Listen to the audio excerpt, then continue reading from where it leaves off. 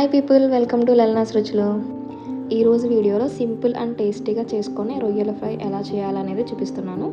ఒక్కసారి మీ ఇంట్లో మా స్టైల్లో చేసిన ఈ రెసిపీని ట్రై చేసి చూడండి, ఖచ్చితంగా మీకు నచ్చుతుంది. మరి ఇంకా లేట్ చేయకుండా ప్రాసెస్లోకి అయితే వెళ్ళిపోదాం. ఇక్కడ నేను ప్రాన్స్ ఫ్రై చేయడానికి 300 గ్రామ్స్ ప్రాన్స్ అయితే తీసుకున్నాను. స్టవ్ ఆన్ చేసుకొని బాండీ పెట్టుకొని ముందుగా వాష్ చేసి పెట్టుకున్న రొయ్యల్ని అందులో వేసుకొని వాటర్ పోయే వరకు ఫ్రై చేసుకోవాలి. అందులో కొంచెం సాల్ట్ అలానే కొంచెం పసుపు కూడా వేసుకొని బాగా ఫ్రై చేసుకొని పక్కన పెట్టుకోవాలి. ఫస్ట్ అయితే స్టవ్ ఆన్ చేసుకొని పాన్ పెట్టుకొని 2 or 3 టేబుల్ స్పూన్స్ ఆయిల్ వేసుకొని కొంచెం కరివేపాకు వేసి ఫ్రై చేసుకుందాం. ఇలా ఫ్రై చేసుకున్నాక ముందుగా కట్ చేసి పెట్టుకున్న ఆనియన్స్ అలానే పచ్చిమిర్చి ముక్కల్ని అందులో వేసుకొని ఆనియన్స్ అనేవి కొంచెం గోల్డెన్ బ్రౌనిష్ కలర్ వచ్చే వరకు ఫ్రై చేసుకుందాం. తరువాత ముందుగా వేయించుకున్న ప్రాన్స్ని అందులో వేసుకొని కలుపుకోవాలి.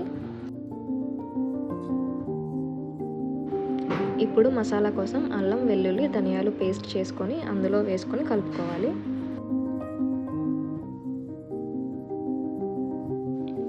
ఇప్పుడు అందులో సాల్ట్ పసుపు అలానే కారం కూడా వేసుకొని బాగా కలుపుకోవాలి.